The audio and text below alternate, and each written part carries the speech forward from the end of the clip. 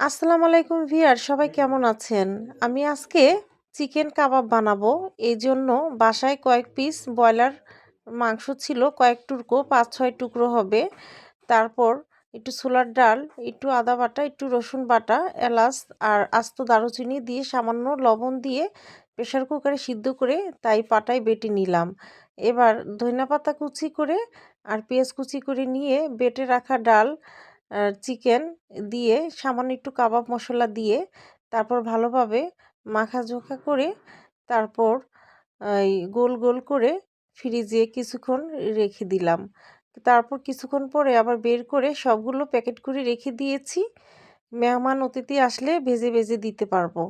আর আমার এক ভাবি আসছিল তখনই ওনাকেও আবার ৪ পিস কাবাব ভেজে দিলাম।